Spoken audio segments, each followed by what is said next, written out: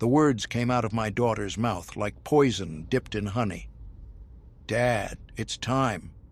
Sign over the lake house now, or I'll have my lawyers force the issue."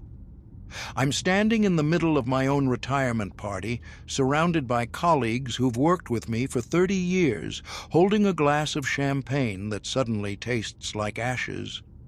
My daughter Jessica, 34 years old and dressed in a designer suit that probably cost more than most people's monthly mortgage, has just threatened to sue me.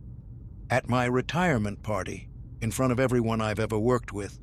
My name is Robert Mitchell, and I've spent the last 40 years building a successful career in commercial real estate development. Not the kind of success that gets you on magazine covers, but the kind that lets you retire at 62 with financial security and a clear conscience. The kind that allowed me to buy a stunning lake house in the mountains 25 years ago, back when the area was still affordable, before it became the playground of tech millionaires and celebrity vacation homes. That lake house, 4,200 square feet of cedar and glass, perched on 3 acres of pristine waterfront property, is now worth $2.5 million. But its value to me has nothing to do with money. That's where my late wife Catherine and I raised our children. That's where we celebrated birthdays and holidays, where we taught Jessica and her brother Michael to swim, where we spent every summer creating the kind of memories that are supposed to bind a family together forever. Catherine died 3 years ago from a sudden heart attack. She was 56 years old, vibrant and healthy one moment, gone the next. The grief nearly destroyed me. The only thing that kept me going was knowing she'd want me to preserve what we'd built together, not just the property, but the values we'd tried to instill in our children. "Jessica," I say quietly, very aware of the 50 people watching this conversation unfold, "this isn't the time or place for this discussion." "When is the time, Dad?" Her voice is sharp, cutting through the polite murmur of party conversation. "You've been putting me off for months. I'm 34 years old. I have a family. I deserve to have what's rightfully mine, rightfully hers. As if the house her mother and I worked decades to afford, the property we maintained and improved with our own money and sweat, somehow belongs to her by divine right." "We can discuss this later," I say, maintaining the same calm tone I've perfected through thousands of business negotiations. "No." She steps closer, her voice dropping to a harsh whisper that's somehow more threatening than shouting. "We discuss this now. Either you sign over the deed tonight, or Monday morning my attorney files a lawsuit claiming elder financial abuse and diminished capacity." The room has gone completely silent. Everyone is watching now, their champagne glasses frozen halfway to their lips, their polite smiles replaced by shocked stares. "Elder abuse?" I repeat, genuinely stunned. "Jessica, I'm 62 years old and in perfect health. You're making irrational decisions with family assets, refusing to transfer property that Mom always intended for me to have. That's a pattern of behavior that suggests you're not mentally competent to manage your own finances." I look at my daughter, this woman I held as a newborn, whose first steps I captured on video, whose college education I funded without asking her to take a single student loan, and I barely recognize her. When did she become this person? When did entitlement replace gratitude? When did threats replace respect? "Your mother never said the lake house was intended for you specifically," I say carefully. "She told me I'd always have a home there, that it would always be my sanctuary." "Having a home there and owning it are two different things, Jessica." Her eyes flash with anger. "You know what? Fine. Keep your precious lake house. But don't expect me to visit anymore. Don't expect to see your grandchildren. Emma and Jack won't even remember their grandfather because you're too selfish to do the right thing. Using my grandchildren as leverage." I feel something inside me crack, like ice breaking on the lake in early spring. My colleague Tom Henderson approaches, trying to defuse the situation. "Hey, Jess, maybe we should let your dad enjoy his party. You two can sort this out later when—" "Stay out of this, Tom," Jessica snaps. "This is between me and my father." "Actually," I say, setting down my champagne glass with deliberate care, "I think the party's over for me. Thank you all for coming." I walk out of my own retirement party, leaving behind the shocked silence and my daughter's triumphant expression. She thinks she's won. She thinks the threat of losing access to her children will break me, will force me to sign over property worth millions of dollars just to maintain a relationship she's now made conditional on financial surrender. She has no idea what she's just set in motion. The next morning, I sit in my home office and pull out a file I haven't looked at in years. Inside are financial records, property documents, and a series of letters my wife Catherine wrote during her final year. She'd been organizing our estate, preparing for a future she somehow sensed might be shorter than we'd hoped. One letter is addressed to me, dated 6 months before her death. "Robert, if you're reading this, I'm gone, and you're trying to figure out what to do with the lake house. I want you to know something important. That property belongs to you. You earned it. You maintained it. You made it into something special. Yes, I told Jessica she'd always have a home there, but I meant as a guest, as family, not as an owner. I've watched her sense of entitlement grow over the years, and I've been too soft on her. Don't make the same mistake. The lake house should go to someone who will appreciate it, who will care for it, who understands that it represents years of hard work and sacrifice. If Jessica can't respect that, if she demands it rather than earning it, then she's not ready for that responsibility. I trust your judgment, my love. Do what's right, not what's easy. Forever yours, Catherine." I read the letter 3 times, tears streaming down my face. Catherine knew. She'd seen what I'd been too blind to see, that our daughter had grown into someone who viewed inheritance as entitlement, who measured her parents' love by the size of their financial gifts. That afternoon, I make a phone call that will change everything. "Melissa, this is Robert Mitchell. I hope you remember me from the neighborhood association meetings." Melissa Hartford's voice is warm and professional. "Of course, Mr. Mitchell. How are you? I heard about your retirement party. Congratulations." "Thank you. Listen, I'm calling because I'm considering selling the lake house, and I wanted to give you first right of refusal before it goes on the market." There's a pause. "You're selling?" I thought. "Doesn't your daughter want it?"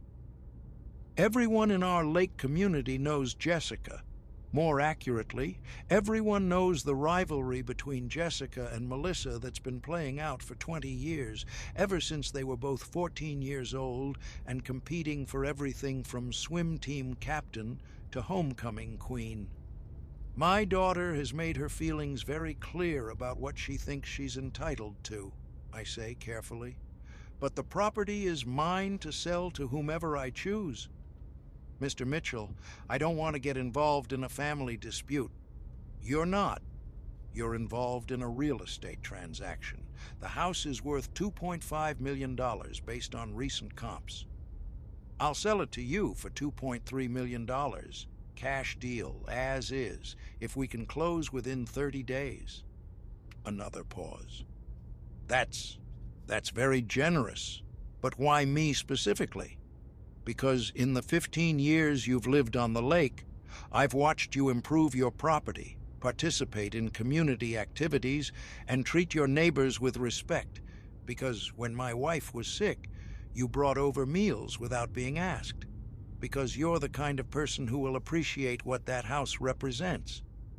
And because Jessica can't stand me, Melissa adds quietly.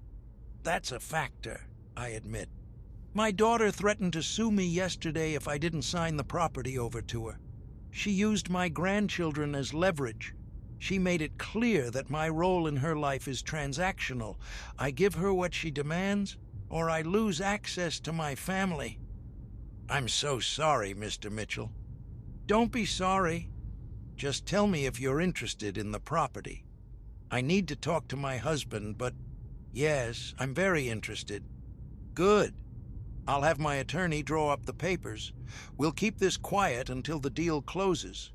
Over the next 2 weeks, Melissa and her husband conduct their due diligence, secure financing, and prepare for one of the fastest residential real estate transactions our county has ever processed. My attorney, Margaret Chen, handles everything with perfect discretion. Robert, Margaret says during one of our meetings, I want to make absolutely sure you're comfortable with this. Once the sale closes, there's no going back.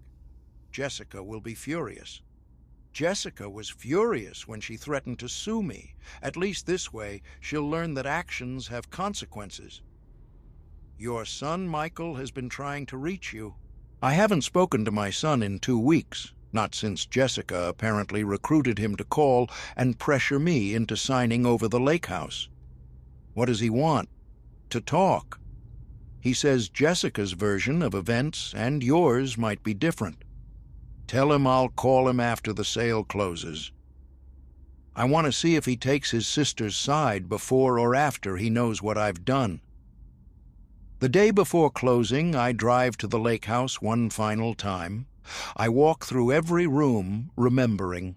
The kitchen where Catherine taught Jessica to bake cookies, the dock where Michael caught his first fish, the master bedroom where we'd lie in bed watching storms roll across the water, the living room where we'd gather every Christmas, back when my children still believed in magic and family meant something more than property rights. I take photos of everything, not because I'll forget, but because I want to remember exactly what I'm choosing to walk away from. By selling this house, I'm not just denying Jessica what she demanded. I'm closing a chapter of my life that can never be reopened. That evening, my phone rings. Jessica's number. I let it go to voicemail. Dad, it's me. Look, I know I came on strong at your party. Maybe I shouldn't have threatened legal action, but I'm still your daughter, and I still deserve that house. Mom would have wanted me to have it. You know she would. Call me back so we can discuss this like adults. Like adults. As if threatening to sue your father and weaponizing your children is adult behavior. I don't call back. The next morning, I meet Melissa and her husband, James, at the title company. The closing takes 90 minutes. Papers are signed, money is transferred, keys are handed over. The lake house that Catherine and I built our family memories in now belongs to someone else. Mr. Mitchell, Melissa says as we're leaving, I want you to know that you're welcome to visit any time. This doesn't have to mean you've lost access to the property. Thank you, Melissa. That's kind, but I think it's better if I make a clean break. I promise to take care of it, to honor what you and Mrs. Mitchell built there. I know you will. That's why I sold it to you. I drive home and sit in my quiet living room, waiting for the inevitable call. It comes at 4:37 p.m. Jessica's voice is shrill with panic. Dad, what the hell did you do? Melissa Hartford just posted photos on Instagram of her new lake house. Tell me that's not our property. Tell me she's not posting pictures of Mom's kitchen. It's not your property, Jessica. It's Melissa's property. I sold it to her yesterday. The scream that comes through the phone is primal. You did what? I sold the lake house to Melissa Hartford for cash. The sale closed this morning. You can't do that. That's my house. Mom promised it to me. No, she didn't. She promised you'd always have a home there. Past tense. When you were part of this family. Before you threatened to sue me and weaponized my grandchildren. I'm coming over right now. We're going to fix this. There's nothing to fix, Jessica. The deed is recorded. The sale is final. The house belongs to Melissa now. I'll sue you. I'll sue her. I'll sue everyone involved in this. On what grounds? I'm mentally competent, as my doctor will happily testify. The sale was conducted properly, as the title company will confirm. And Melissa purchased the property in good faith as a legitimate buyer. You did this to punish me. No, I did this because you made it clear that your relationship with me is transactional. You want the benefits of being my daughter without the responsibilities of treating me with respect. So now you have neither the house nor the leverage you thought you had. Grandma and Grandpa are going to hear about this. My parents, both in their 80s, have been watching this situation unfold with increasing concern. Call them. They've already told me they support my decision. The line goes dead. Jessica has hung up, probably to call her lawyer, her brother, her friends, anyone who might help her undo what can't be undone. I sit in the silence of my living room and think about Catherine's letter. Do what's right, not what's easy. Selling that house wasn't easy, but it was right. Within an hour, my phone starts buzzing with text messages. First from Michael, my son. Dad, what happened? Jessica is hysterical. She says you sold the lake house to Melissa Hartford? Please tell me this is a misunderstanding. Then, from Jessica's husband, Brad. Mr. Mitchell, I think we need to have a calm conversation about this situation. Jessica is very upset, and I'm trying to understand what happened. Then, from Jessica herself, a series of increasingly unhinged messages. How could you do this to your own daughter? Mom would be ashamed of you. You've destroyed our family. My children will never forgive you for this. I don't respond to any of them. There's nothing to say that I haven't already said.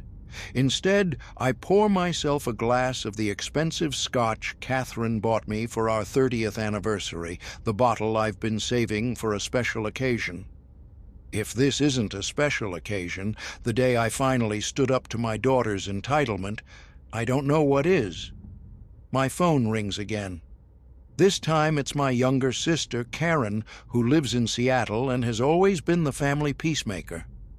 Bobby, she says, using the childhood nickname only she's allowed to use, I just got off the phone with Jessica. She's beside herself. What's going on? I explain the whole situation, the threat at my retirement party, Catherine's letter, the decision to sell, the choice to sell to Melissa specifically. Karen is quiet for a long moment. You sold the lake house to Jessica's high school rival? I sold it to a woman who will appreciate it and care for it. The fact that she and Jessica have history is secondary. Is it, though? Bobby, you know what you've done, right? This isn't just about the house anymore. This is about humiliation. Jessica's entire social circle knows about her rivalry with Melissa. When they find out Melissa bought the family lake house, then maybe Jessica will learn that threatening your father has consequences. I'm not saying you're wrong, Karen sighs. Jessica was completely out of line at your party. Using the grandkids as leverage was manipulative and cruel. But this is going to create a rift that might never heal. The rift already existed, Karen. I just stopped pretending it didn't. After we hang up, I walk to my study and pull out the photo albums Catherine had so carefully maintained over the years. Page after page of family memories at the lake house. Jessica, at age 5, learning to swim with her mother's patient guidance. Michael, at 10, proudly holding up a tiny sunfish he'd caught off the dock. Birthday parties and 4th of July barbecues and Christmas mornings with snow falling softly outside. But as I flip through the more recent albums, I notice something. The photos of Jessica change. Around age 16, her smile becomes more calculated, more performed. By college, she's no longer looking at the camera with genuine joy, but with the practiced expression of someone curating an image. The last few years of photos show her barely present, usually on her phone, often annoyed when asked to participate in family activities, visibly impatient with traditions she once loved. When did it happen? When did my daughter stop being grateful for what she had and start feeling entitled to more? I think back to the warning signs I ignored. 3 years ago, right after Catherine's funeral, Jessica had asked about the will. Not in a week or a month, but literally 3 days after we buried my wife. "Dad, I know this is hard, but we need to discuss Mom's estate. What are the arrangements?" 2 years ago, she'd pressured me to co-sign a loan for a vacation property in Aspen, suggesting that since I'd be leaving her money anyway, I might as well help her enjoy it now. When I declined, she didn't speak to me for 6 weeks. Last year, she'd tried to convince me to add her name to the lake house deed for estate planning purposes, assuring me it would make things easier when the time came to transfer ownership. My attorney had strongly advised against it, warning that it would give Jessica legal rights to the property while I was still alive. I'd dismissed these incidents as isolated cases of poor judgment, stress, or miscommunication. Now I see them as a pattern. Jessica had been maneuvering for years to secure her inheritance, not out of respect or love, but out of pure entitlement. My phone buzzes again. This time it's a Facebook notification. Against my better judgment, I open it. Jessica has posted a long, emotional message to her 2,800 friends. Today, I learned that my father sold our family lake house, the home where my mother and I spent every summer, where she taught me to cook and swim and be strong, to someone who has spent 20 years trying to compete with me. He did this without telling me, without considering my feelings, without honoring my mother's wishes. I'm heartbroken and trying to understand how the man who raised me could be so cruel. If you're reading this, hug your parents while you can, because apparently family loyalty means nothing anymore. The comments are already pouring in. "I'm so sorry, Jess." "That's terrible. How could he do that to you? You deserve better." Only one comment catches my eye, from an old family friend named Dorothy Harrison. "Jessica, I was at your dad's retirement party. I heard what you said to him. Maybe there's more to this story than you're telling people." Within minutes, Dorothy's comment is buried under dozens of supportive messages for Jessica. The narrative is set. Cruel father sells beloved family home to daughter's rival. No mention of threats, lawsuits, or weaponized grandchildren. I close Facebook and pour another scotch. Let them believe what they want. The people who matter, the ones who know me, who knew Catherine, who understand the full situation, they'll know the truth. That night, I dream of Catherine. We're sitting on the dock at the lake house, our feet dangling in the cool water, watching the sunset paint the sky in shades of orange and purple. "Did I do the right thing?" I ask her. She takes my hand, her touch as real as it was when she was alive. "You did what I asked you to do. You chose what's right over what's easy. I've lost her, Catherine. Our daughter. I've lost her." "No, Robert. She lost herself. Long before today, you just stopped enabling her to pretend otherwise." I wake up with tears on my face and an unshakable sense of peace. The lake house is gone. My relationship with Jessica is shattered. My grandchildren will probably grow up barely knowing me. But I've kept my integrity, and I've honored my wife's final wishes. As I make coffee the next morning, my phone rings. It's Michael. "Dad," he says, his voice careful, "can we meet for breakfast?" "Just you and me. I want to hear your side of what happened." At least one of my children still believes I deserve to tell my story. Sure, Michael. How about the diner on Maple Street, 9 o'clock? I'll be there. I hang up and look out my kitchen window at the morning sun rising over the city. The lake house is gone, but the sunrise still comes. Life continues, even after you make the hardest decisions. Tomorrow I'll explain everything to Michael. I'll show him Catherine's letter. I'll let him decide for himself whether his father made the right choice. But tonight, I'm at peace for the first time since Catherine died. Because I finally did what she asked me to do. I chose what was right over what was easy. Michael is already waiting when I arrive at the diner, sitting in a corner booth with 2 cups of coffee on the table. He's 31 years old, a high school math teacher who chose a career path focused on helping others rather than maximizing income. Looking at him, I see so much of Catherine, the same thoughtful expression, the same tendency to listen before speaking, the same quiet integrity. "Dad," he says, standing to hug me. The embrace is genuine, not perfunctory, and I feel some of the tension leave my shoulders. "Thanks for meeting me, Michael." "Of course." He sits back down, wrapping his hands around his coffee cup. "Jessica called me 17 times yesterday.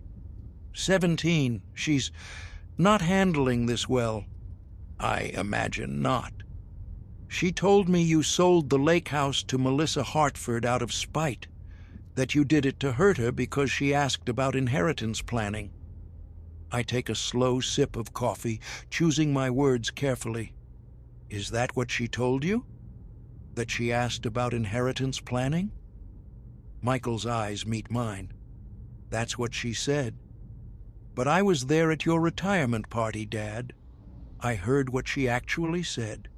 The lawsuit threat, the diminished capacity accusation, the threat to keep Emma and Jack away from you." Relief washes over me. At least one of my children was paying attention. "So you know the real story." "I know Jessica's version of the real story got a lot more polite in the retelling." He leans forward. "But Dad, selling it to Melissa Hartford? Of all people? You had to know that would be like pouring gasoline on a fire. I sold it to someone who would appreciate it, someone who has shown me and your mother respect over the years. The fact that she and Jessica have history is unfortunate, but it's not my primary concern. Jessica thinks you did it specifically to humiliate her." "Jessica thinks a lot of things that aren't true. She thinks she's entitled to property she didn't earn. She thinks threats and manipulation are appropriate ways to get what she wants. She thinks her relationship with me should be conditional on my compliance with her demands." Michael is quiet for a moment, stirring sugar into his coffee with unnecessary focus. "Can I ask you something? Why didn't you just put the house in trust for both of us? Split it between Jessica and me. That would have solved everything." "Would it have? Your sister threatened legal action if I didn't give her the entire property. Sharing wasn't on the table for her." "I know, but Michael, let me ask you something. When's the last time Jessica visited the lake house just to spend time there?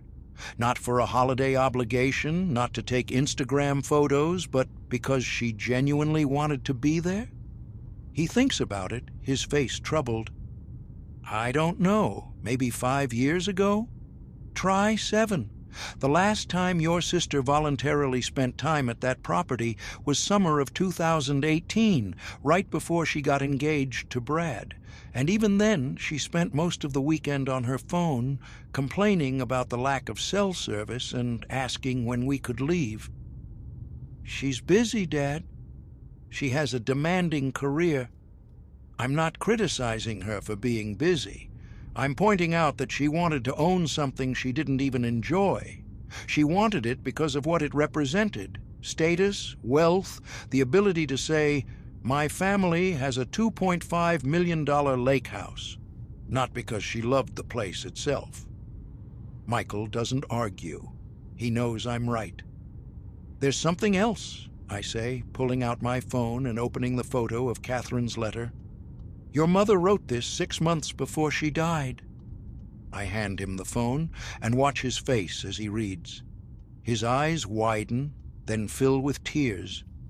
When he finishes, he sets the phone down carefully and wipes his eyes with his napkin. Mom knew, he whispers. She knew Jessica was that she was changing. Your mother was perceptive. She saw things I wanted to ignore. Why didn't she say anything to Jessica? Why didn't she try to? She did try, Michael. Multiple times. But by then, Jessica had already decided that her parents existed to provide for her, not to guide her. Any attempt at correction was met with accusations of not supporting her, not believing in her, not loving her enough. Michael stares into his coffee like it holds answers to questions he's afraid to ask. What happens now? Now? Jessica either learns that actions have consequences or she doesn't. Either way, the lake house is gone and that chapter of our lives is closed. She's talking about suing you. Her lawyer thinks there might be grounds for... There are no grounds, Michael. I had a mental competency evaluation done by my doctor 2 weeks before the sale, specifically to protect against that accusation. I'm of sound mind, the sale was conducted properly, and Jessica has no legal claim to property she never owned. She's going to fight anyway. Let her fight. She'll waste money on legal fees and get nothing but more frustration. Meanwhile, Melissa Hartford is already planning renovations to update the kitchen and add a second-floor deck. Michael flinches. Jessica saw those plans on Melissa's Instagram. She threw her phone across the room and shattered the screen. Despite everything, I feel a twinge of sadness. Not regret. I don't regret my decision. But sadness for the daughter I once had. The little girl who used to hold my hand and tell me I was her hero. When did that girl become this angry, entitled woman who measures her father's love by the size of his financial gifts? Your sister made choices, Michael. Now she's living with the consequences of those choices. And the grandkids? Emma and Jack? Jessica's serious about not letting you see them. This is the part that hurts most. Emma is 6, Jack is 4. They barely understand what's happening, only that Grandpa did something that made Mommy very upset. They don't know about threats or lawsuits or entitled demands. They just know that visits to Grandpa's house have suddenly stopped. If Jessica wants to weaponize her children to punish me, that's her choice. But those kids will grow up eventually. They'll ask questions. They'll want to know why they didn't see their grandfather. And when that day comes, I'll tell them the truth. The truth being that I loved them enough to teach their mother a lesson about respect, even when it cost me the relationship with them. That sometimes the right thing and the easy thing are not the same thing. That integrity matters more than inheritance. Michael nods slowly. For what it's worth, Dad, I think you did the right thing. I don't know if I would have had the courage to do it, but I think it was right. Thank you, son. That means more than you know. I told Jessica I was having breakfast with you this morning. She asked me to try to convince you to cancel the sale, buy the property back from Melissa, transfer it to her as originally intended. And what did you tell her? I told her that ship has sailed and she needs to accept it. He pauses. She told me if I took your side, I was as dead to her as you are. My heart sinks. Michael, I don't want to come between you and your sister. You're not. She is. And honestly, Dad, I'm tired of pretending Jessica's behavior is acceptable just to keep the peace. Mom used to do that, smooth everything over, make excuses for her. I think that's part of why Jessica never learned to handle disappointment. We sit in silence for a few minutes, both of us processing the wreckage of our family. The diner buzzes with morning activity around us, waitresses taking orders, regulars reading newspapers, the smell of bacon and coffee filling the air. Normal life, continuing despite our personal drama. "Can I ask you something?" Michael says finally. "If Jessica apologized right now, genuinely apologized, without conditions or demands, would you buy the house back and give it to her?" I think about this carefully. No. Really? Even if she was truly sorry? Michael, the lake house was worth $2.5 million. Even if I wanted to buy it back, Melissa and James are already making it their home. But more importantly, even a genuine apology wouldn't change the fundamental problem. Which is, Jessica threatened to sue me and keep my grandchildren from me because I wouldn't give her something she demanded. That's not a mistake or a bad day. That's who she's become. An apology doesn't erase that, and giving her what she wants doesn't teach her anything except that threats work eventually. So you're saying your relationship with her is over? I'm saying our relationship as it existed is over. Whether we build something new, something healthier, something based on mutual respect instead of financial obligation, that's up to her. Michael's phone buzzes. He glances at it and sighs. Jessica, again, asking if I've made any progress convincing you to fix this. What are you going to tell her? The truth. That there's nothing to fix because you didn't break anything. She did. After breakfast, I drive to my attorney's office. Margaret Chen has requested a meeting to discuss developments in the situation. When I arrive, her expression is concerned but not alarmed. "Robert, we need to talk about Jessica's attorney. He's sent a letter threatening legal action on multiple grounds. Let me guess. Elder abuse, diminished capacity, undue influence? All of the above, plus a creative new theory about constructive fraud. He's claiming you sold the property below market value to intentionally deprive Jessica of her inheritance." I actually laugh. I sold it for $2.3 million when it was worth $2.5 million. That's a family discount, not fraud. I know that, and any judge would know that. But he's also claiming that by selling to Melissa Hartford specifically, you engaged in intentional infliction of emotional distress. Can you actually sue someone for emotional distress because they sold their own property to someone you don't like? Technically, yes. Successfully? Not a chance. But the lawsuit itself would be expensive and time-consuming to defend against, which is exactly what Jessica's attorney is counting on. He thinks you'll settle to avoid the hassle. He's wrong. I thought you'd say that. Margaret pulls out a thick file. I've prepared a comprehensive defense strategy. We have your mental competency evaluation, Catherine's letter expressing her wishes, documentation of Jessica's threatening behavior at your retirement party, including testimony from 3 witnesses who heard everything, and the completely legitimate sale documents. How much is this going to cost me? If she actually files suit? Probably $50,000 to $75,000 to defend.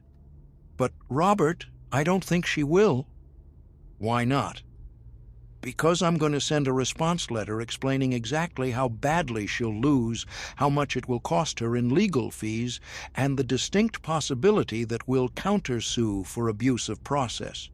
Most importantly, I'm going to make it clear that if this goes to court, all of her threatening behavior becomes public record. She won't care. She's already posted her version of events all over social media.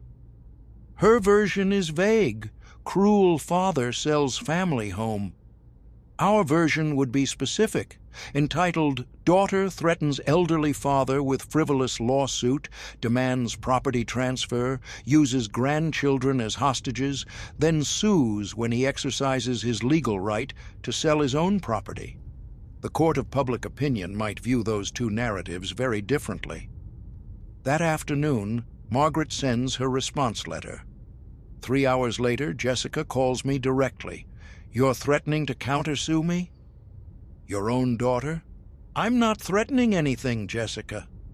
My attorney is explaining the legal reality of the situation you've created." "The situation I've created? Dad, you sold our family home to my worst enemy. I sold my property to a qualified buyer who paid fair market value. Your relationship with that buyer is irrelevant to the transaction." "It's not irrelevant. You did this to hurt me." "No, Jessica. I did this because you threatened me, and I refused to be manipulated by my own child. The fact that it hurts you is an unfortunate side effect of you learning a lesson your mother tried to teach you for years." "What lesson?" "That my father hates me? That entitlement isn't the same as love. That relationships aren't transactional. That you can't threaten people into giving you what you want and expect those relationships to survive." She's crying now, ugly sobs that make me ache despite my anger. "I just wanted what was supposed to be mine, what Mom promised me. Your mother promised you'd always have a home there. She didn't promise you'd own it. There's a difference. I'm your daughter. Doesn't that mean anything to you?" "It means everything to me, Jessica. That's why I'm doing this. Because teaching you this lesson now, painful as it is better than enabling your entitlement for the rest of your life. Some lesson. Now, Melissa Hartford gets to live in the house where I grew up, where Mom taught me to swim, where we celebrated every Christmas. She gets to take those memories and make them hers. How is that fair? Melissa isn't taking your memories. Your memories are yours forever. She's just living in a building that your mother and I happen to own. The meaning you attach to that building doesn't obligate me to give it to you. I hate you. I know you do right now. Maybe someday you'll understand why I did what I did. Or maybe you won't. Either way, the decision is made and I'm at peace with it." She hangs up without saying goodbye. I sit in my quiet house, holding the phone, wondering if that was the last real conversation I'll ever have with my daughter. The next few days bring a flood of fallout. Jessica's friends and Brad's family members all weigh in on social media, creating a narrative where I'm the villain who destroyed his daughter's dreams out of spite. The Lake community chooses sides, with some supporting Melissa's right to buy whatever property she wants, others sympathizing with Jessica's loss of a family home. My sister Karen calls again. "Bobby, this has gotten out of control. Jessica's friends are leaving negative reviews on your business's old website. Someone posted your home address online. Brad's mother is telling everyone at her church that you're mentally unstable." "Let them talk, Karen. The truth will come out eventually." "Will it?" "Because right now, Jessica's version is the only one most people are hearing. The people who matter know the truth. Everyone else can believe what they want." 3 weeks after the sale, I receive an unexpected visitor. Brad, Jessica's husband, shows up at my door looking exhausted and defeated. "Mr. Mitchell, can we talk?" I let him in, offer him coffee, and wait for him to explain why he's here. "Jessica doesn't know I'm here," he begins. "She'd kill me if she knew. But I need you to understand what's happening to our family. Tell me." She's obsessed. She drives past the lake house twice a week, taking pictures of every change Melissa makes. She's created a private Instagram account just to document all the renovations. She's spent thousands of dollars consulting with lawyers about possible legal actions. She barely sleeps. She cries constantly. Emma asked me yesterday why Mommy is always sad. I feel a wave of guilt, quickly followed by anger. Not at myself, but at Jessica for putting her husband and children through this. "Brad, I'm sorry she's struggling, but I'm not going to undo the sale to fix her emotional state. I'm not asking you to. Honestly, I think what she did at your retirement party was inexcusable. The lawsuit threats, using the kids as leverage, I told her at the time it was wrong, but she wouldn't listen. Then why are you here? Because I need you to know that not everyone in her life thinks you're the villain. And because, he pauses, choosing his words carefully, because I think she needs professional help. She's not coping well with disappointment, and this situation has revealed some patterns I've been ignoring for years. What kind of patterns? Entitlement, narcissism, an inability to take responsibility for her actions. I've been making excuses for her, smoothing things over just like her mother used to do. And now I'm seeing what happens when someone finally says no to her and means it. We talk for an hour. Brad reveals things I didn't know, that Jessica had insisted on a house they couldn't afford, confident that I would help with the down payment, that she'd told her friends I was planning to give her the lake house as a gift, building expectations she had no right to build, that she'd been treating his parents with increasing disrespect, secure in the knowledge that they'd tolerate it to maintain access to their grandchildren. She's become someone I don't recognize, Brad says quietly. The woman I married was ambitious but kind. Now she's just entitled and angry all the time. What are you going to do? I don't know yet, but I wanted you to know that Emma and Jack ask about you constantly. I want them to have a relationship with their grandfather, regardless of what Jessica wants. After he leaves, I sit with the weight of what he's told me. My decision to sell the house didn't just teach Jessica a lesson, it revealed to her husband who she'd become. Whether that leads to growth or further deterioration remains to be seen. 6 months pass, 6 months of silence from Jessica, during which Brad brings Emma and Jack to visit me twice a month. The visits are bittersweet. My grandchildren are growing up without their mother's blessing to know their grandfather, and they don't fully understand why Mommy gets upset when they talk about visiting Grandpa. "Why doesn't Mommy come with us?" Emma asks during one visit, her 6-year-old face scrunched with confusion. "Your Mommy and I are having a disagreement, sweetheart." "But that doesn't mean you can't visit me." "Is it about the lake house? The one where you taught Mommy to swim?" Smart kid. Too smart for her own good sometimes. "Yes, it's about the lake house. Mommy cries about it sometimes. She looks at old pictures and cries. The guilt hits me hard, but I push through it. Jessica is choosing to wallow in her loss instead of learning from it. That's not my responsibility to fix. In month 7, I receive an unexpected call from Melissa Hartford. "Mr. Mitchell, I wanted to let you know something. Jessica showed up at the lake house yesterday. My stomach drops." "What happened?" "She was standing at the end of the driveway just staring at the house. When I went out to talk to her, she asked if she could walk through it one more time, to say goodbye properly." "What did you tell her?" "I said yes." I'm stunned. "You let her in?" "Mr. Mitchell, I know what you think of me, but I'm not a monster. I can see she's struggling, so I gave her an hour to walk through the house alone, to process whatever she needed to process." "How did it go?" "She cried a lot, took pictures of every room, stood on the dock for 20 minutes just staring at the water. When she was done, she thanked me and left. She didn't cause any trouble, didn't make any demands. She just grieved. After we hang up, I sit with this information for a long time. Maybe Jessica is finally processing the loss instead of fighting it. Maybe there's hope for healing after all." 3 days later, I receive a handwritten letter in the mail. Jessica's handwriting, on expensive stationery. "Dad, I've been seeing a therapist for the past 2 months," Brad insisted, and at first I was angry about it, but now I'm grateful.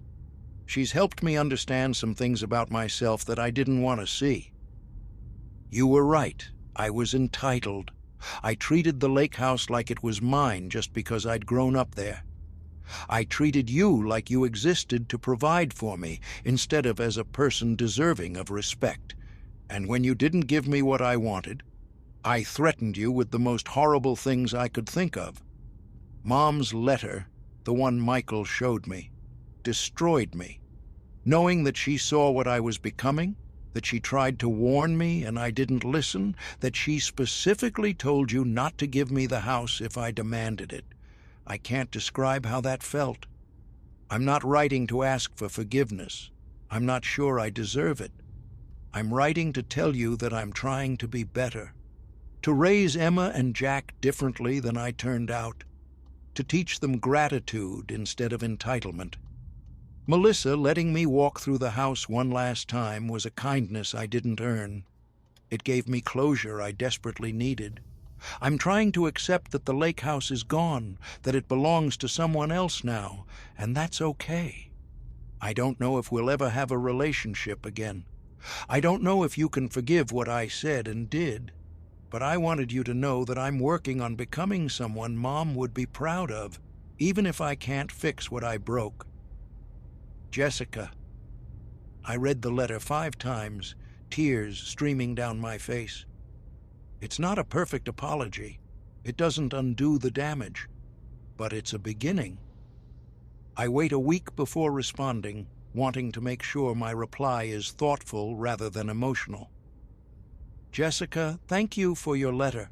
It took courage to write, and I appreciate your honesty about what you're working through. You're right that the damage between us is significant. Trust that's been broken takes time to rebuild. But I want you to know that I never stopped loving you, even when I was most disappointed in your behavior. Your mother would be proud that you're doing the work to change. That's all she ever wanted. For you to become a person of character, not just a person of means. If you're open to it, I'd like to meet for coffee, just the 2 of us. No agendas, no demands, just a father and daughter trying to find their way back to each other. The lake house is gone, but our relationship doesn't have to be. Love, Dad. We meet at a small cafe near her house 2 weeks later. Jessica looks different, tired, thinner, but somehow more grounded than I've seen her in years. "Thank you for meeting me," she says, her voice quiet and uncertain. "Thank you for reaching out." We order coffee and sit in awkward silence for a moment before Jessica speaks. "My therapist says I have narcissistic tendencies, that I was raised with too much praise and not enough accountability, that Mom and Dad, you and Mom, tried so hard to give me a better life than you had that you accidentally taught me the world owed me things. That's not entirely your fault, Jessica. Your mother and I made mistakes too, but I'm an adult. I should have learned better by now." She wraps her hands around her coffee cup. "I've been thinking a lot about why I wanted the lake house so badly. My therapist asked me when I was happiest there, and I realized I wasn't, not in years. No, the last time I was genuinely happy at that house, I was probably 16, before I started comparing myself to everyone else, before social media made me obsessed with appearances, before I started measuring my worth by what I owned instead of who I was." She looks up at me, her eyes red-rimmed. "I didn't want the house because I loved it. I wanted it because it was worth $2.5 million, because Melissa wanted it, because having it would prove something to everyone who knew us growing up. What would it prove? That I won. That I was more successful, more important, more worthy than the girl who beat me for swim team captain in 10th grade. She laughs bitterly. How pathetic is that? I'm 34 years old and still competing with my high school rival. Recognizing that is the first step to changing it. Is it enough, though? Can recognition undo the damage I did? I think carefully about how to answer this. Jessica, you threatened to sue me and keep my grandchildren from me. Those actions hurt me deeply. But seeing you now, doing the hard work of looking at yourself honestly, trying to change, that means something. Does it mean you forgive me?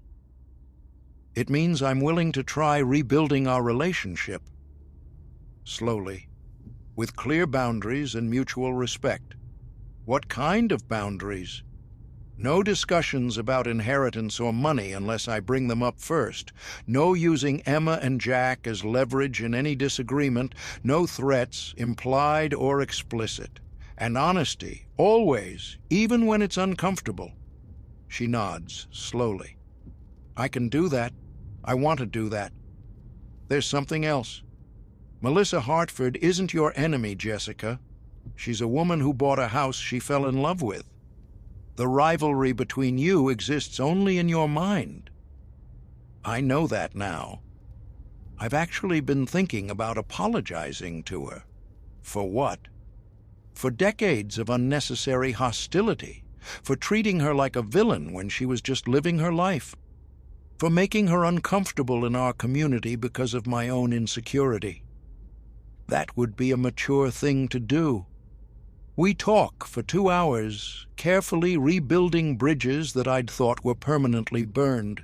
It's not easy, and there are moments when old patterns try to reassert themselves, when Jessica starts to justify her behavior or blame circumstances beyond her control. But each time, she catches herself, acknowledges what she's doing, and corrects course. As we're leaving, she asks, "Can I see Emma and Jack with you sometime? All of us together? I'd like that very much. And Dad? I'm sorry. I'm truly, deeply sorry for what I said at your retirement party. You deserved better from me." Thank you, Jessica. That means a lot. Over the following months, we slowly rebuild our relationship. It's not the same as it was before. That version died the night she threatened me. But it's something new and potentially healthier. Jessica continues therapy, works on her marriage with Brad, and makes genuine efforts to teach Emma and Jack values instead of entitlement.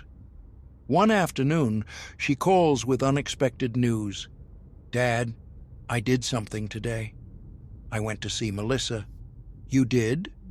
"I apologized for years of hostility, for being petty and competitive, for making her feel unwelcome in the community, and I thanked her for letting me walk through the house that one time." "How did she respond?" "She was gracious. She said she understood how hard it must have been to lose a house with so many memories. She even offered to let me visit occasionally if I ever wanted to." "Are you going to take her up on that?" "No, I think I need to let it go completely. But it was kind of her to offer." A year after the sale, I receive an invitation to Melissa and James's housewarming party at the lake house. The invitation specifically notes that Jessica and Brad are also invited, and that Melissa hopes this can be an opportunity for the community to come together. I'm not sure Jessica will come, but the morning of the party, she calls, "Dad, I'm going." To the party at the lake house. Brad thinks I'm crazy, but I need to do this. I need to see the house as Melissa's home, not as my loss. Will you come with me? Are you sure you're ready for that? No, but I'm going to do it anyway. We arrive together, father and daughter, walking up the familiar driveway to a house that's both exactly as I remember and completely transformed. Melissa has renovated extensively. New deck, updated kitchen, expanded master suite, while somehow preserving the soul of the place Catherine and I built. "It's beautiful," Jessica whispers, and I can hear both pain and genuine appreciation in her voice. "It is." Melissa greets us warmly, without a trace of smugness or triumph. "Jessica, Robert, I'm so glad you came. Come in, let me show you what we've done." We tour the house, and I watch Jessica process each room, the The kitchen where Catherine taught her to bake, now modern and updated but still recognizing its bones. The living room where we celebrated Christmas, now furnished with Melissa's style but still welcoming. The dock where we taught both kids to swim, rebuilt and strengthened, but still stretching into the same beautiful water. "You've honored it," Jessica says quietly to Melissa as we stand on the new deck overlooking the lake. "The house. You've made it yours while still respecting what it was. That was my goal. This house has good bones and good history. I wanted to build on that, not erase it." Later, as the sun sets over the water, I stand with both of my children. Michael drove up for the party, and watch Melissa and James laugh with their guests, making new memories in a space filled with old ones. "Are you okay?" Michael asks Jessica quietly. "Yeah," she says, and I think she might actually mean it. "I'm sad, but I'm okay. The house is in good hands, and I'm learning that letting go doesn't mean forgetting." As we drive home that night, Jessica is quiet for a long time before speaking. "Thank you, Dad." "For what?" "For not giving me what I demanded. For teaching me a lesson I desperately needed to learn, even though it cost you our relationship for a while." Mom was right in her letter. You chose what was right over what was easy. I love you, Jessica. I always have, even when I was most disappointed. I know. I'm working on becoming someone worthy of that love. The lake house is gone. The chapter of my life it represented is closed. But my relationship with my daughter, damaged as it was, is slowly healing. She's teaching Emma and Jack gratitude instead of entitlement, respect instead of demands. She's learning that love isn't transactional and family isn't about what you can extract from each other. Sometimes the greatest gift you can give someone is refusing to enable their worst tendencies.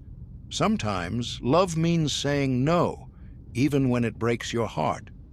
Sometimes the hardest thing and the right thing are the same thing.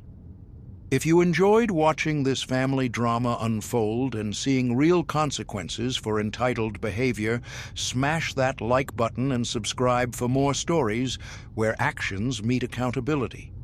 Drop a comment and tell me, have you ever had to choose between keeping the peace and teaching a necessary lesson? What would you have done in my situation? And if you've ever dealt with an entitled family member who thought they deserved your property, share your story below. Every person has the right to decide what happens to their own assets, regardless of family pressure. Hit that notification bell because tomorrow I'm sharing the story of the mother-in-law who tried to steal her son's inheritance by forging documents until she discovered the whole thing was recorded. Trust me, you won't want to miss that one.